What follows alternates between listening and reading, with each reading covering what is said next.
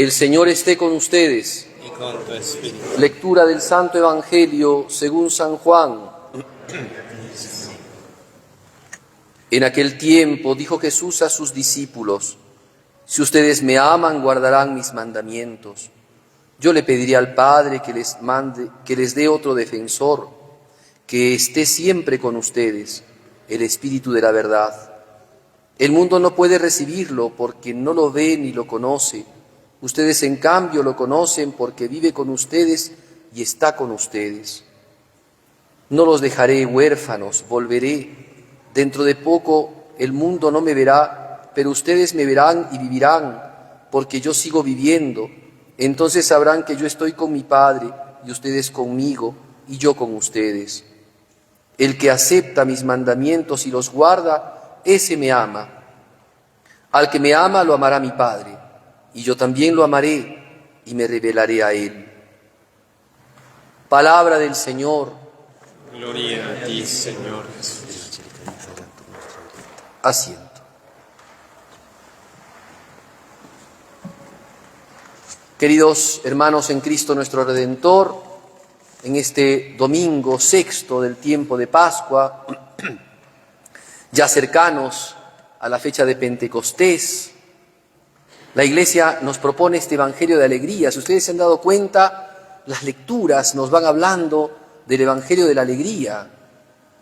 La primera lectura ha sido de los Hechos de los Apóstoles, en donde nos cuentan cómo Felipe, este diácono, recuerden que 7 diáconos ordenaron los apóstoles. San Pedro había preguntado a la Iglesia, ¿no conviene que nosotros nos dediquemos a la atención, al servicio de las mesas, es decir, a la atención y a los cuidados de los que están en nuestra iglesia, sino que conviene que nos dediquemos a la oración y a la predicación?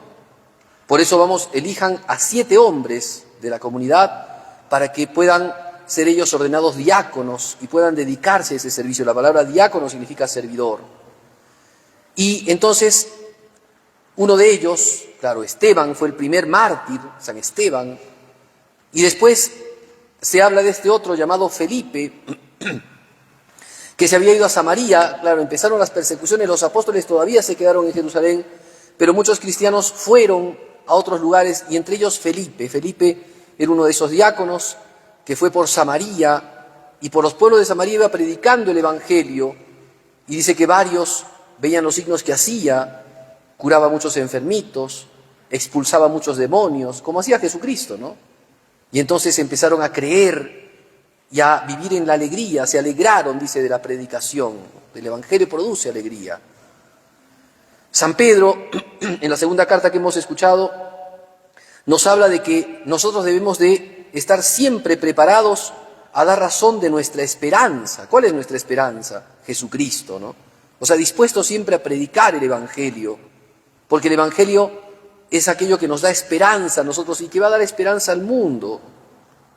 Muy bien, y por último, este Evangelio de Jesús, que todavía, como hemos ido yendo por estos textos de San Juan, en donde se nos habla de lo que pasó en la última cena, este Evangelio todavía habla de la última cena, pero ya aquí nos dice 2 cosas, ¿no?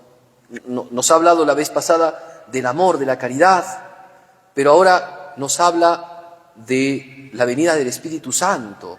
Nos habla de la caridad y de la venida del Espíritu Santo. Entonces, esas 2 cosas son las que yo hoy día voy a tratar de hablar, porque además, como hoy día también secularmente se celebra el Día de la Madre, esto viene muy bien para hablar también acerca de esto. Vamos a hacerlo al revés, ¿no? Porque en el texto aparece primero lo que dice Jesucristo en el primer versículo: si ustedes me aman, guardarán mis palabras, guardarán mis mandamientos. Y yo le pediré al Padre, entonces ahí viene la segunda parte, y yo le pediré al Padre que les envíe otro Paráclito. Muy bien, voy a hablar primero del Paráclito y voy a hablar en segundo momento de lo que ha sido el primer versículo, ¿no? La primera parte del versículo. Paráclito, ¿quién es ese Paráclito? Además, Jesucristo dice otro Paráclito. Bueno, el término Paráclito es un término de difícil traducción, porque no se basta con una sola palabra. Hay varios textos bíblicos que dicen el defensor. ¿Se puede entender por defensor? Sí. Pero también se puede entender como aquel que da consuelo. Pero también se puede entender como aquel que es abogado, que es intercesor. Pero también se puede entender por aquel que conforta. Y vamos a tratar de explicar cómo es que ellos entendían el término paráclitos, ¿no?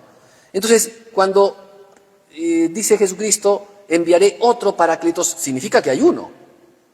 ¿Y por qué van a haber dos? Y si los dos son paráclitos, ¿cuál es la función de uno y cuál es la función del otro? Porque ¿para qué dice Jesucristo otro paráclito? En tal caso, les enviaré al paráclito. ¿Y quién es ese otro paráclito entonces? O sea, si un paráclito es el Espíritu Santo, ¿quién es el otro paráclito? Pues bien, en la Sagrada Escritura, San Pablo nos dice, cuando nos habla de Jesucristo, nos dice, tenemos abogado ante el Padre. O sea, nosotros que cargamos con nuestras conciencias, que muchas veces hemos pecado, de repente también debemos de saber de que tenemos un abogado ante el Padre, un paracletos ante el Padre, Jesucristo el Señor. Entonces ya sabemos quién es el primero. Primer paracletos, Jesucristo. Segundo paracletos, o como dice Jesucristo, el otro paracletos, el Espíritu Santo. Son dos, no es solamente uno. Pero los dos cumplen la misma función, realizan la misma obra. Por eso es que el término paracletos dice tantas cosas, ¿no?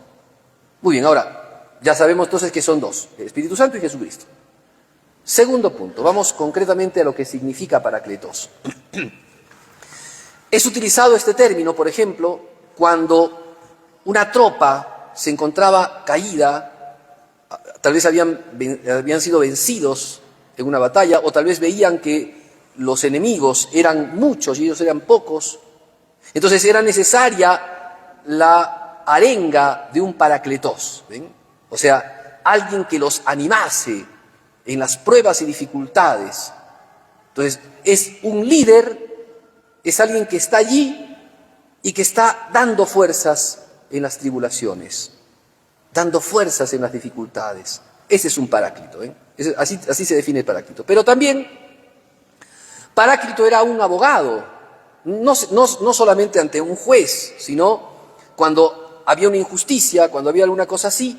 Entonces, el que defendía al pobre, el que defendía al humilde, el que defendía al que no poseía bienes, ese era el paráclito. O sea, al pequeño, al que está relegado, al enfermo, a ese lo defiende el paráclito. Segunda acepción. Pero también paráclito es el que conforta. ¿Y qué significa confortar? Dar fuerza, ¿no? Es el que conforta, el que consuela, ¿no? El que da ese amor, ese entusiasmo por las cosas santas. Ese es el paráclito. Y por supuesto, paráclito es el intercesor. Es el intercesor. O sea, ante un dignatario, un paráclito era como el que hacía de mediación, ¿no? El que hacía de puente entre el dignatario y la persona que quería dirigirse a él. Muy bien, entonces ya se entiende más o menos qué significa paráclito. Claro que cuando hablemos del Espíritu Santo, cuando llegue la fiesta de Pentecostés, hablaremos extensamente sobre el Espíritu Santo, pero aquí ya tenemos que decir algunas cosas por lo que el Evangelio nos presenta, ¿no? Bien, entonces, ¿cuál es la función de Cristo y cuál es la función del Espíritu Santo? ¿Por qué los dos son paráclitos? Son dos paráclitos porque uno vino primero y otro vino después, entonces vino un paráclito, se fue ese paráclito, vino el otro paráclito y se quedó ese paráclito y ya se ha quedado con nosotros. Cristo entonces vino, subió al cielo, ya está, se desentendió de nosotros, nos mandó el Espíritu Santo para que el Espíritu Santo se quede con nosotros. No es así tampoco. No es que son dos paráclitos porque uno, en razón cronológica, en razón de tiempo, uno vino primero y el otro vino segundo. Son dos paráclitos porque realizan dos cosas distintas.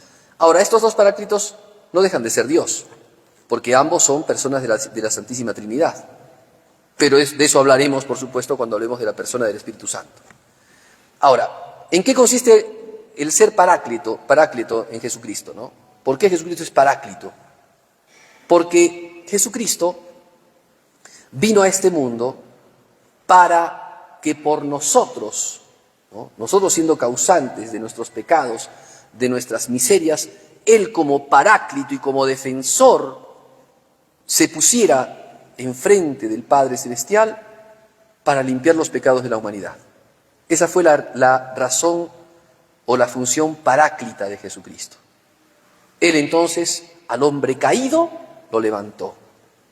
Al hombre cargado de pecados le quitó los pecados y se los puso Él y redimió los pecados. Por eso es paráclito, ¿eh? Abogado tenemos ante el Padre, Jesucristo.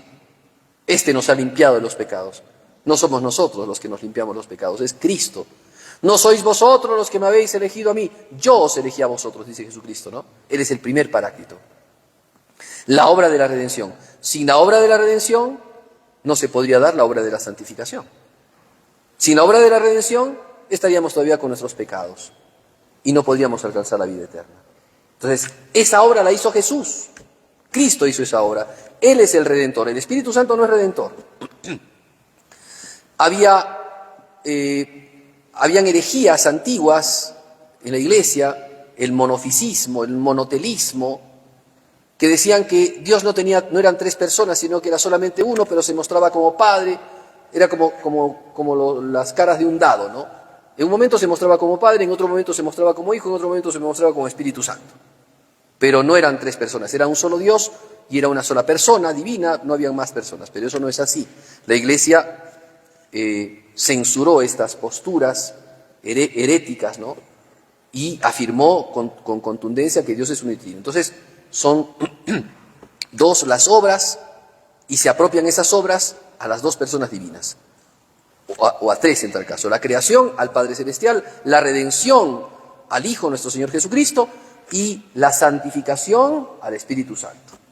Entonces, primer paráclito, Cristo, porque ha venido a ponerse, ¿no?, Él como mediador entre Dios y los hombres, es sacerdote, es pontífice, y se ha puesto entre Dios y los hombres para darnos de Dios las bendiciones y para llevar a Dios las súplicas de los hombres, ¿no? Muy bien, primer paráclito. Ahora, segundo paráclito, porque Jesucristo dice así, ¿no? Si ustedes me aman, guardarán mis mandamientos.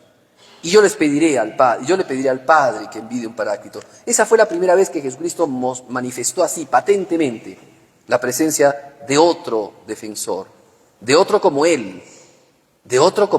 O sea, no era un ángel, no era un hombre, era otro como Él. ¿Y quién es Él? Es Dios. En estos mismos textos Jesucristo habla de que deben de amarlo a Él y amarlo al Padre. Recuerden lo que hemos escuchado la semana pasada, ¿no? Bueno, ahora Jesucristo dice que mandará otro paráclito. Bueno, ¿cuál es el segundo paráclito? Entonces, el primer paráclito es el mediador entre Dios y los hombres, Jesucristo, el que se ha puesto en el lugar de los hombres para redimir, para levantarlos a los hombres caídos, para elevarlos a la vida eterna. Segundo paráclito es aquel que durante la vida presente, durante la vida en este tiempo, va a acompañar a los hombres. Claro, Cristo también, porque Cristo, lo hemos escuchado, Él ha dicho, ¿no? Dentro de poco el mundo no me verá, ustedes sí me verán y vivirán porque yo sigo viviendo. Y después también dice, ¿no? Ustedes estarán conmigo y yo con el Padre y yo con ustedes también. O sea, hay una unidad. Cristo no se desentiende de nosotros. Pero la función, la realización, la actividad ahora es del Espíritu Santo. Cristo nos acompaña, va con nosotros de camino, es nuestro ejemplo de vida, es el rostro del Padre. Pero quien va trabajando en nosotros la santificación, la vida cristiana, la vida de gracia, el crecimiento espiritual, el fortalecimiento de las virtudes, el caminar con las luces de Dios, es el Espíritu Santo. Entonces viene otro paráclito, es llamado Espíritu de la verdad. Ese es el paráclito, el Espíritu de la verdad. Y que el mundo no lo conoce y no lo puede conocer, porque el mundo no habla de cosas espirituales, en cambio Dios sí. Entonces este paráclito es aquel que, y ahora sí vamos a hablar de las otras partes del término paráclito, ¿no? Es aquel que va a dar fuerza al hombre que se encuentra caído. Es aquel que va a dar ánimo al hombre que se encuentra triste. Va a ser él el que va a ayudar y confortar a aquel que piensa que no puede seguir adelante. ¿Cuántas veces nos pasa a nosotros que ante un problema, una dificultad, no sabemos para dónde ir? ¿Cuántas personas hay que llegan a la desesperación y quieren suicidarse porque no saben para dónde ir? ¿Cuántas veces hay personas que se encuentran tan caídas que entran en un estado de depresión porque ya no tiene sentido su vida? Pues bien, si nosotros estamos iluminados por el Espíritu Santo fortifica el alma, consuele el corazón y nos hace ver que sí es posible lo que para nosotros parece imposible. Y eso es, por ejemplo, la perseverancia, la santidad. El camino de la cruz lleva a la vida eterna. Eso nos dice el Espíritu Santo. Él nos va dando esa fuerza y esa alegría. Hablábamos al principio que el Evangelio es de la alegría. Justamente nos va dando alegría en medio de las dificultades, en medio de los problemas que podemos tener. Él nos da alegría. Entonces es un consuelo para el alma. Es el que fortifica el corazón. Pero además es abogado porque es aquel que nos da luces. Decíamos, ¿no? Una tropa que se encuentra caída, el que los arenga, el que los saca adelante, ese es el Paráclitos. Pues bien, cuando nosotros nos encontramos así, en esa situación, el Espíritu Santo nos da luces. No nos genera esos ánimos ilusorios, ¿no? Cuando nos dicen, todo va a salir bien, pero ¿cómo va a salir bien? Todo va a salir bien, no te preocupes, todo va a salir bien. Oye, pero ¿cuál es la solución? Pues el Espíritu Santo no es así.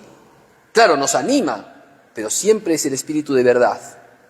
Siempre va con la verdad. Siempre nos muestra el camino para seguir. Y el camino es Cristo. El camino es el Señor, pero a veces nosotros no nos damos cuenta por dónde está el Señor.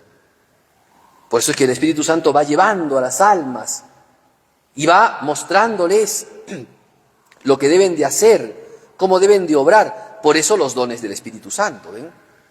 Por eso se habla de los dones, porque el Espíritu Santo con sus dones nos da luz a la inteligencia, nos da entendimiento sobre las cosas, nos da sabiduría, pero también nos da fortaleza, nos da piedad, nos da espíritu de consejo para ayudar también a los demás, para que por medio del Espíritu llegue a los demás ese consejo que viene de parte del Espíritu. ¿Cuánta gente, cuando entra en confesión o en la dirección espiritual, y a veces el sacerdote ni cuenta se da de lo que está, o sea, se da cuenta de lo que dice, pero no hasta dónde va a llegar con lo que dice? Y hay palabras que se clavan en el alma de esa persona. Y eso no viene de parte del sacerdote, eso viene de parte del Espíritu Santo. Porque justamente como elemento propio de la vida sacerdotal, de la ordenación sacerdotal, es este plus que da el Espíritu Santo al don de consejo. Y junto a eso, el Espíritu entonces de temor de Dios, para que sepamos conocer a Dios y sepamos respetarlo como a Dios y cuidar mucho lo sagrado en nuestras vidas y la gracia de Dios. Pues el Espíritu Santo nos va mostrando acá, a los que estamos en esta tierra, la manera de caminar. Es el otro Paráclito. Por eso Jesucristo dijo, voy a enviarles el otro Paráclito. El otro Paráclito que va a servirse de la obra que yo he hecho, que es la obra de la redención, para que llegue esa obra de la redención a nuestras almas, para que la gracia llegue a nuestro corazón y esa gracia active las buenas obras, active los buenos propósitos, conceda a Dios los frutos mediante la docilidad al Espíritu Santo. Por eso entonces el Espíritu Santo es el alma de la Iglesia, así lo han llamado muchos teólogos, el alma de la Iglesia, porque así como el cuerpo, si no tiene alma, está muerto, así la Iglesia sin el Espíritu Santo está muerta. El Espíritu Santo es el que le da vida. Muy bien, y por último, lo que dice Jesucristo al principio, ¿no? Si ustedes me aman, guardarán mis mandamientos. Jesucristo muestra de que el amor no es solamente un sentimiento. Hay personas que piensan que aman porque se sienten bien, se siente bonito, se sienten felices, se sienten. El amor no es solamente sentimiento. Cristo, a cada rato en el Evangelio de San Juan, nos hace ver de que el amor consiste en obrar. El amor está en el cumplir los mandamientos, no inclusive en cualquier obra, sino en el ejercicio de los mandamientos. Y aquí sí puedo también hablar del Día de la Madre. Porque el Día de la Madre es un día tan bonito en el que los hijos queremos también profesarles a nuestras mamás ese amor, esa delicadeza de trato que siempre tenemos de parte de ellas. Y queremos honrar. Recuerden que un mandamiento es honrar padre y madre. Entonces también nosotros tenemos el deseo de honrar a nuestros padres y de honrar a nuestra madre por ese amor continuo, constante, ese amor sacrificado que tiene por nosotros. Pero también hay que saber de que el amor a los padres radica principalmente en la obediencia. No es el amor algo que solamente es de sentimientos. El amor se demuestra con la obediencia. La obediencia, a distinción, por ejemplo, de la disciplina, la obediencia es un acto que se hace por amor. Voy a distinguir, vamos a hacer la distinción. La disciplina es una virtud que brota de la virtud del orden. En toda sociedad tiene que haber orden. Bueno, nosotros entonces tenemos que cumplir las leyes. Por ejemplo, las leyes cívicas, ¿no? Las leyes de tránsito, debemos de cumplirlas. Por obediencia, más bien por disciplina. Porque tiene que haber un orden en nuestra sociedad. Y si no hay orden, si hay desorden. Por eso tenemos el tráfico que tenemos. Porque no cumplimos, no somos disciplinados. Al menos en esas cosas no somos disciplinados. Pero faltamos al amor. No es que faltamos al amor, faltamos al orden. Claro que también puede ser falta de caridad, porque tal vez a un prójimo le pegamos por encima con el carro porque no respetamos las normas de tránsito. Pero propiamente es el orden, la virtud del orden. Esa virtud es propia de los lugares donde se ejerce, por ejemplo, una autoridad disciplinaria. Las cárceles, los cuarteles, la policía, inclusive las empresas que están constituidas piramidalmente, ¿no? Hay que hacer caso. El orden pide hacer caso al jefe, por supuesto. Si no, la cosa se hace un desmadre, ¿no? Pero hay obediencia allí, pues habría que ver qué tipo de persona es la que vive para darse cuenta si es obediencia o no. La obediencia, por otro lado, es una virtud que brota de la virtud de la caridad y de la gratitud. La caridad es la virtud que nos hace amar. Y la gratitud es la virtud que nos hace obrar haciendo el bien a la persona que antes me ha hecho el bien. Entonces, la virtud también trabaja, por supuesto, acá la virtud de la justicia, pero no nos metemos con ella. Pero cuando se trata de la obediencia, tiene que haber amor. Porque yo no obedezco solamente para que haya orden, sino porque amo a la persona que me lo pide. Yo le hago caso a la persona que tengo que obedecerle, no porque está arriba solamente, y yo estoy, ¿no?, agachado y caído, y él me está pisando, ¿no?, los lomos con sus pies. No es esa la obediencia. Ahí podría haber disciplina. La obediencia nos pide amar. Para que haya obediencia tiene que haber amor. Si no hay amor, no hay obediencia. Habrá disciplina, pero no obediencia. Por tanto, la obediencia es el amor que se ejecuta. La persona obediente es aquella que hace caso no por buenas razones, sino porque quien me lo está pidiendo es una persona que me ama y a la que yo también amo. Y por hacerle el bien, le hago caso en todo lo que me pide. Por eso es que, por ejemplo, el engreimiento que los padres tienen hacia sus hijos, hay que tener cuidado por eso, ¿no? Ese engreimiento que los papás les dan muchas veces a sus hijos no es una buena acción, porque no se los enseña a obedecer, sino más bien uno lo obedece al hijo y le hace caso en inclusive los caprichos del hijo, ¿no? Eso no es, ahí no trabaja bien la obediencia, ahí está al revés. Los hijos son los que tienen que tener obediencia a los padres. Y esa es la manifestación del amor. Y los padres respecto a los hijos, aunque por supuesto tienen que escucharlos y también hacerles casos en las cosas que necesitan, pero lo que tienen que hacer los padres por los hijos es más bien gobernarlos, ordenarles su vida, ayudarlos, defenderlos, promoverlos. Pero la obediencia es por supuesto de hijos a padres. Y esa es la manifestación del amor. Entonces, para los que no son mamá hoy día, sepan que la manera de demostrar el amor que tienen a su madre no es solamente dándole un regalito, no sé, haciéndole un gestito bonito, un abrazote, un globito, no es eso. Es la obediencia. Si le dan obediencia a sus padres, están amándolos. Texto de la Sagrada Escritura, no es invento mío. Si ustedes me aman, guardarán mis mandamientos. Creo que Jesús lo dice más claro, ¿no? Ya no hace falta decir más nada. Si amamos, obedecemos. Que entonces hoy día nosotros recapacitemos y nos demos cuenta cuánto debemos de obedecer a nuestros padres. Y hablo solamente de los niñitos, no, de los grandes también. Porque nuestros padres nos aman, también cuando somos grandes. Entonces tenemos que obedecerlos porque cuando nos hablan, cuando nos dicen una cosa, nos lo dicen por amor. Y nosotros debemos de retribuir también ese amor con obediencia, en la medida de nuestras fuerzas, por supuesto, en la medida de nuestras fuerzas.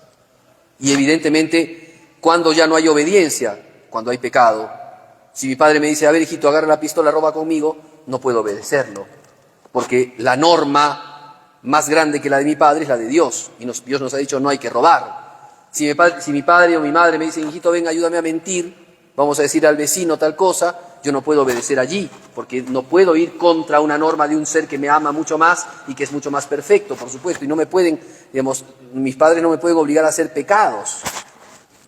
Hay que obedecer a Dios antes que a los hombres.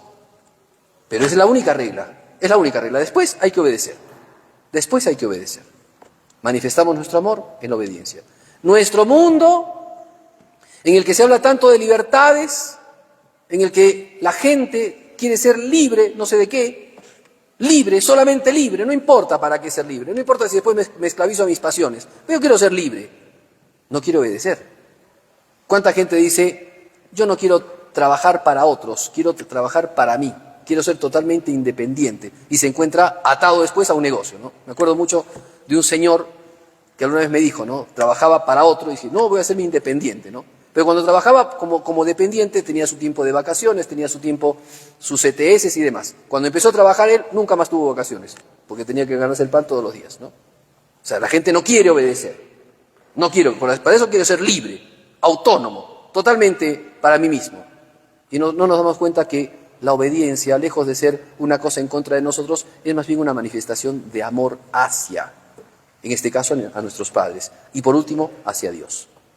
Que la Virgen Santísima, la madre de todas las madres, proteja a nuestras mamás, a las mamitas que ya no se encuentran aquí en esta tierra, les conceda la gracia de alcanzar el cielo, y que a nosotros, los hijos, nos conceda la gracia de ser obedientes y de amar obedeciendo, y de manifestar nuestro amor con la obediencia, porque es la mejor manera de manifestar el amor. Que la Virgen Santísima nos conceda estas gracias.